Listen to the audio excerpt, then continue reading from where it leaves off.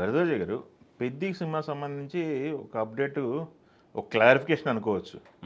Circulate అవుతుంది. ఆ 'Peddi' cinema సంబంధించి నిన్న మొన్న ఇక్కడ అంతకుముందు చూసాం గత వారం ఏదో పాట వస్తుంది, అది వస్తుంది, ఇది అవును. వస్తుందని. అవును. ఒక సింగిల్ బయటకొస్తోంది అనేది ప్రచారం జరిగింది.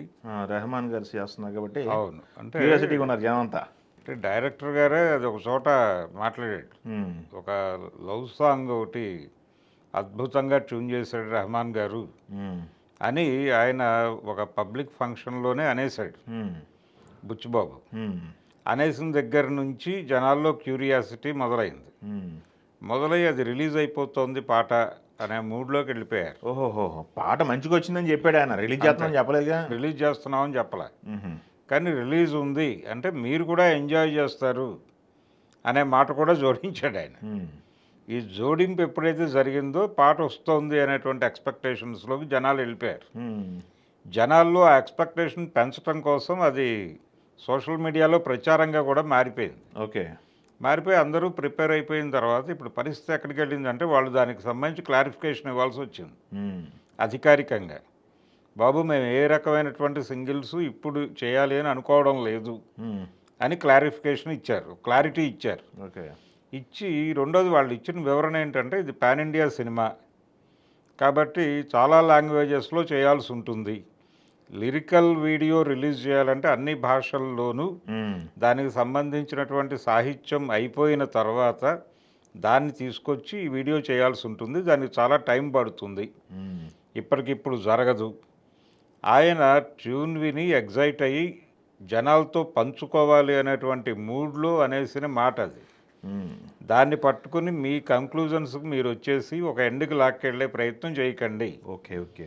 అని చెబుతూ ఇది డెఫినెట్గా ఇంకొంచెం టైం పడుతుంది అనే చెప్పారు. దానికి ఉన్నటువంటి కారణాలు కూడా చెప్పుకున్నారు. నిజానికి అది కోరుకోవడం కూడా కరెక్ట్ కాదు. ఇప్పుడు సినిమా రిలీజ్కి సంబంధించి కూడా ఒక క్లారిటీ ఇచ్చారు. హ్మ్. అంటే ఇప్పుడు ఈ సింగిల్ లేట్ అవుతుంది అన్నారు కాబట్టి రిలీజ్ డేట్ మీద ఈ ప్రభావం ఏమన్నా పడుతుందా అన్నట్టుగా ఒక క్వశ్చన్ రైజ్ అయినప్పుడు హ్మ్. నిజానికి అలా ఎలా మాట్లాడతారు, ఎలా ఆలోచిస్తారు అనేది కదా ప్రశ్న. వాళ్ళు రిలీజ్ డేటు క్లియర్గా మార్చి 27 అని చెప్పారు. మార్చి 27 అంటే ఎప్పటి నుంచి మొదలవ్వాలి ప్రమోషన్ జరగట్లేదని ఎప్పటి నుంచి అనుకోవాలి? జనవరిలో అనుకోవడం ధర్మం.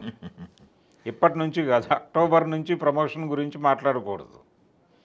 అంటే కొంతమంది కొన్ని పద్ధతుల్లో పెడుతున్నారు.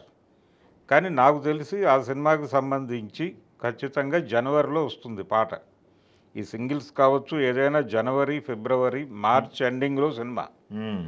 కాబట్టి అక్కడికి 3 నెలలు టైం ఉంటుంది. మార్చి 27 అన్నట్టున్నారు. మార్చి 27 మార్చి 27 అనే డేట్ ఇచ్చారు. వాళ్ళు ఆ డేట్ నుంచి ముందుకు కానీ వెనక్కి కానీ వెళ్ళట్లేదు అనేది క్లారిటీ ఇచ్చారు కాబట్టి జనవరిలో ఎక్స్పెక్ట్ చేయాలి సింగిల్స్ కానీ ఏదైనా కానీ. ముందే ఎక్స్పెక్ట్ చేసి అక్టోబర్లోనే ఎక్స్పెక్ట్ చేసి అక్టోబర్ ప్రారంభంలో ఉన్నాం పైగా. అవును. ఈ ప్రారంభంలోనే సింగిల్ రాలేదు అని చెప్పి వీళ్ళు ఆందోళన పట్టము, వాళ్ళు క్లారిఫికేషన్ ఇచ్చే పరిస్థితికి రావటం ఇదంతా గందరగోళం. కాబట్టి అంచనాలలో ఆయన పబ్లిక్ ఫంక్షన్లో వేరే ఫంక్షన్లో మాట్లాడాడు. హ్మ్. మాట్లాడిన సందర్భంగా మ్యూజిక్ ఎలా ఉండబోతోంది అనే దగ్గర చర్చ మొదలైంది. మ్యూజిక్ చర్చ ఎందుకు చేయాల్సి వచ్చిందంటే రెహమాన్ గారు ఈ సినిమాకి మ్యూజిక్ డైరెక్టర్. అవును. అందుకని రెహమాన్ చేస్తున్న సినిమా అనేసరికి రకరకాల సందేహాలు, ఎలా ఉంటుంది అనే ఆందోళనలు ఇవన్నీ ఉన్నాయి ఫ్యాన్స్లో. హ్మ్. అందుకని వాళ్ళు చాలా ఈగర్గా ఉన్నారు. ఏదో ఒకటి వింటే చాలు అన్నట్టుగా ఉన్నారు. ఆ ఈగర్నెస్తో వచ్చినటువంటి క్వశ్చన్ని ఆయన హ్యాండిల్ చేశాడు. హ్మ్. హ్యాండిల్ చేసి తన పద్ధతిలో ఒక సమాధానం చెప్పి వాళ్ళని కన్విన్స్ చేశాడు అక్కడికి. వెంటనే ఊహాగానాలు మొదలైపోయి ఈ గందరగోళానికి దారితీసినాయి. హ్మ్. అందుకని ఇప్పుడు కాదు అది. ఓకే.